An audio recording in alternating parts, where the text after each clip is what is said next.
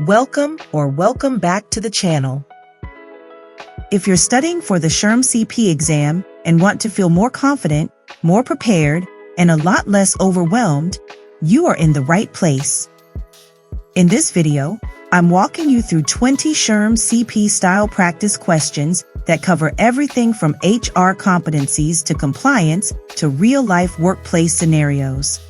I'll read each question out loud, go over all the answer choices, and then explain why the correct answer is correct.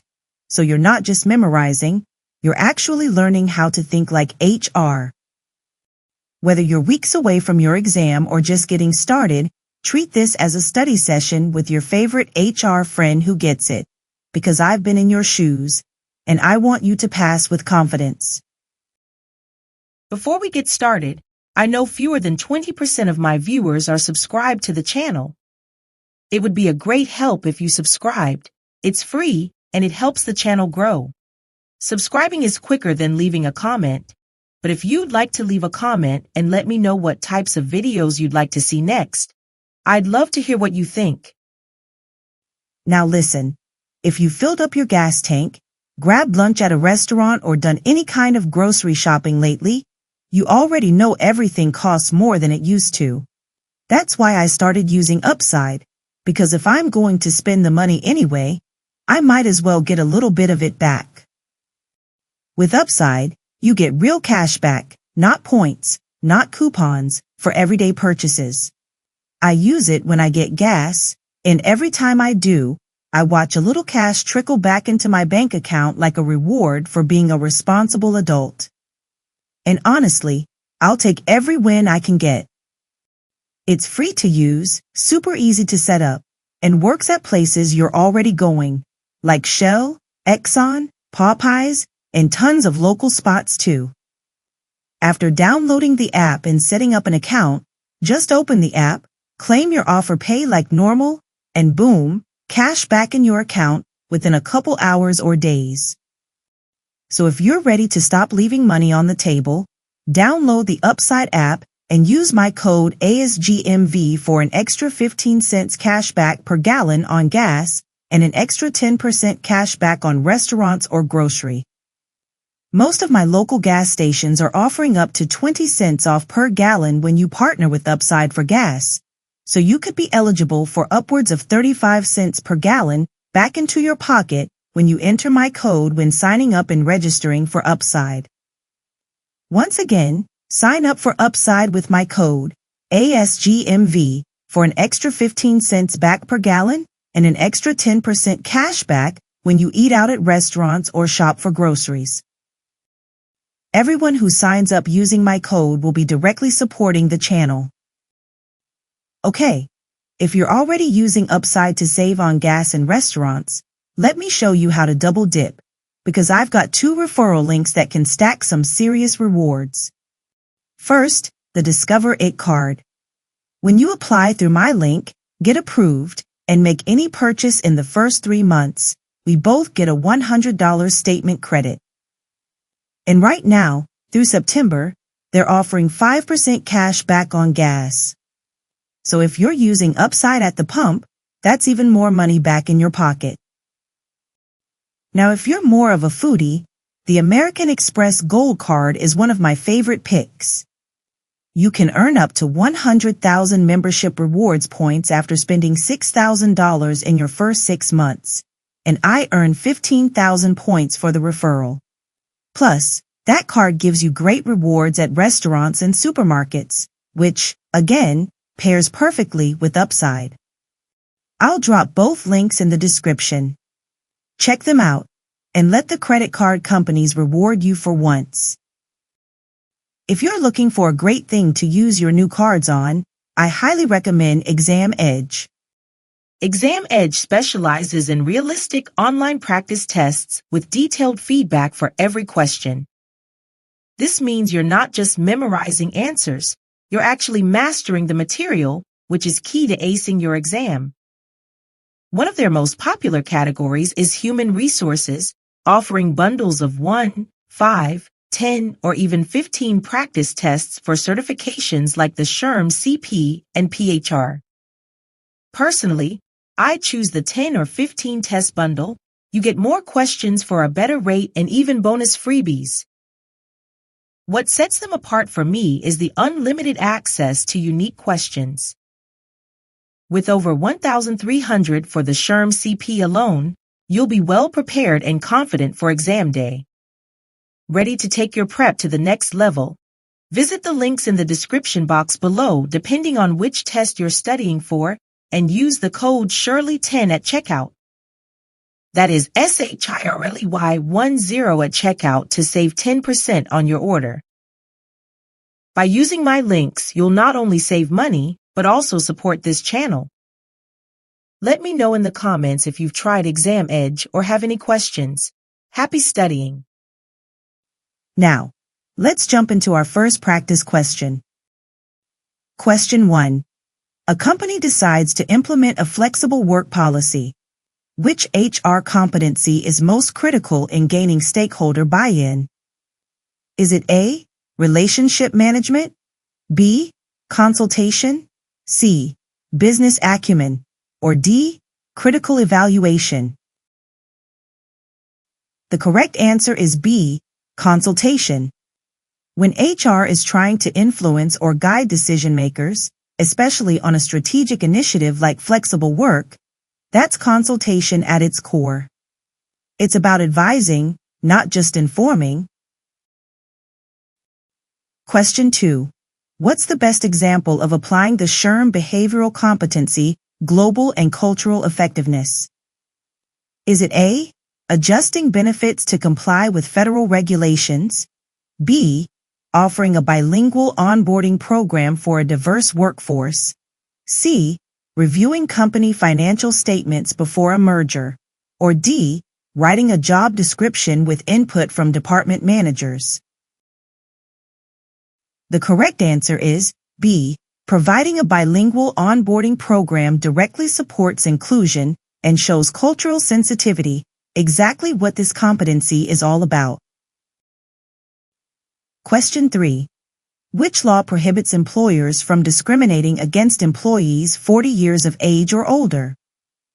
Is it A, Title VII of the Civil Rights Act, B, the Americans with Disabilities Act, C, the Age Discrimination in Employment Act, or D, the Family and Medical Leave Act? The correct answer is C, the Age Discrimination in Employment Act, or ADEA. This law protects workers aged 40 and up from discrimination in employment decisions. Question 4. An HR manager conducts a pay equity audit. What competency are they demonstrating? Is it A, communication, B, ethical practice, C, critical evaluation, or D, leadership and navigation? The correct answer is C, critical evaluation. When you're using data to spot trends and make decisions, that's this competency in action. Question 5. What type of interview question is, tell me about a time you had to meet a tight deadline? Is it A, behavioral, B, situational, C, hypothetical, or D, technical? The correct answer is A, behavioral. This kind of question asks candidates to describe how they've handled real experiences in the past, an essential tool for assessing future performance. Question 6. What's the main purpose of a job evaluation? Is it A, to determine hiring needs, B, to set performance goals, C, to establish internal pay equity, or D, to comply with FLSA regulations? The correct answer is C. Job evaluations are used to determine the relative worth of jobs across the organization, so pay structures can be fair and consistent. Question 7. A union contract expires and negotiations stall. HR advises leadership on contingency staffing. What role is HR playing? Is it A, strategic partner, B, administrative expert, C, employee advocate, or D, change agent? The correct answer is A, strategic partner. When HR steps in to support business continuity and guide leaders during labor challenges, that's strategic alignment at work. Question 8. What's the key difference between mediation and arbitration in conflict resolution? Is it A, arbitration is voluntary and mediation is binding? B, arbitration decisions are legally binding while mediation is not? C, mediation uses a third party to issue a final decision? Or D, mediation always involves legal counsel? The correct answer is B, arbitration results in a final, binding decision made by a third party. Mediation helps the parties come to their own resolution. Question 9. Which of the following best supports an organization's diversity and inclusion strategy? Is it A, equal employment opportunity policies? B, annual employee satisfaction surveys? C, employee resource groups? Or D, a formal complaint process?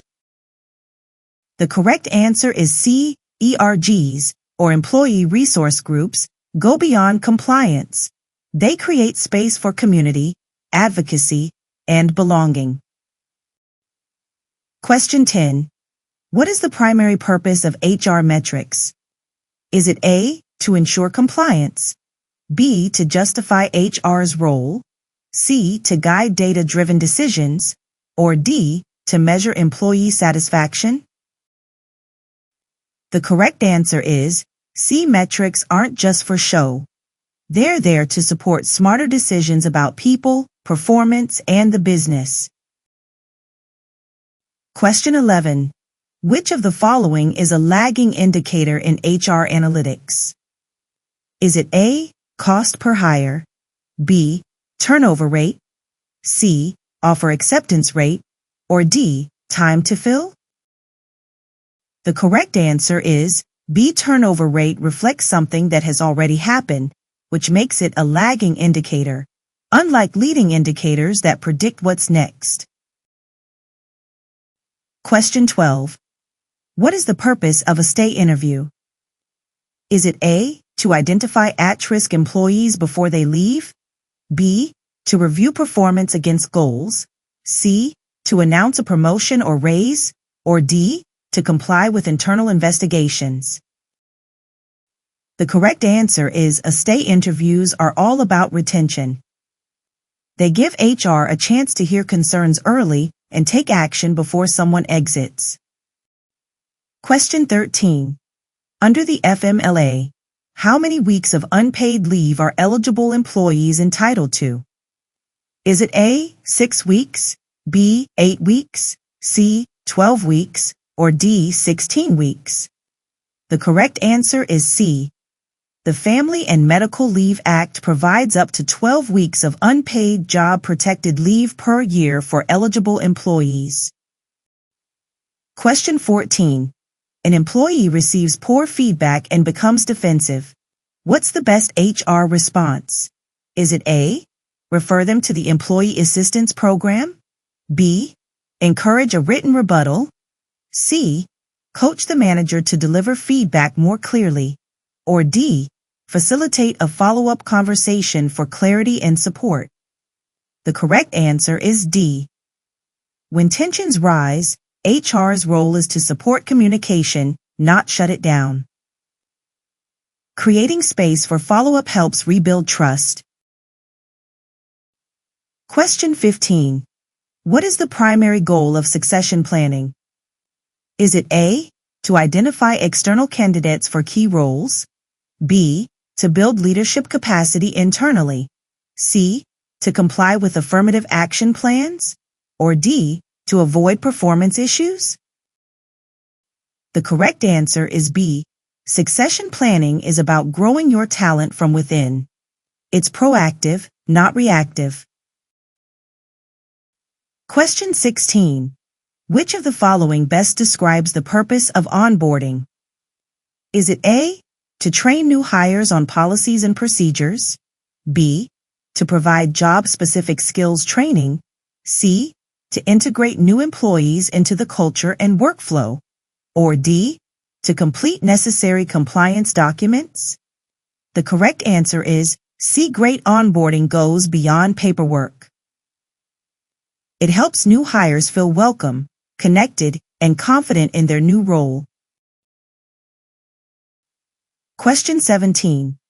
A manager wants to fire someone immediately after a disagreement. What should HR do first? Is it A. Approve the termination? B. Review the employee's performance history? C. Call legal counsel? Or D. Transfer the employee to another team? The correct answer is B. HR should always review the documentation and performance history first to ensure the decision is justified and defensible. Question 18. Which is a key advantage of competency-based performance management? Is it A. It reduces manager workload? B. It focuses only on job tasks? C. It emphasizes how results are achieved? Or D. It replaces the need for appraisals? The correct answer is C. Competency-based systems don't just focus on what gets done, they evaluate how it gets done, aligning behaviors with company values. Question 19. What is the first step in a needs assessment for training? Is it A. Create learning objectives? B. Identify the performance gap? C. Deliver a pilot session? Or D. Send a post-training survey? The correct answer is B. Before you can build an effective training program, you need to know what's missing. That starts with identifying the gap between current and desired performance. Question 20. A non-exempt employee works through lunch. What should HR advise the manager to do? Is it A. Adjust their next shift to reduce hours? B. Ask the employee to take a longer break tomorrow? C. Pay the employee for the time worked? Or D. Document it and issue a warning? The correct answer is C. If the employee worked, even if unauthorized, they must be paid. That's a clear requirement under the Fair Labor Standards Act. And that's it for today's practice session. I hope these questions helped you feel a little more prepared and a lot more confident. Remember, studying for this exam isn't about being perfect. It's about building your knowledge, trusting your experience, and showing up as the HR pro you already are. If this video helped you out, don't forget to give it a thumbs up, hit that subscribe button, and share it with a fellow HR bestie who's studying too. You've got this, and I'll be right here cheering you on every step of the way. Also, don't forget to check the links in the description box below for a few of my favorite finds, including Upside, Discover, American Express, and Exam Edge. I only share the things I personally use and love, so be sure to take a peek before you go. Thanks for watching, and I'll see you in the next video.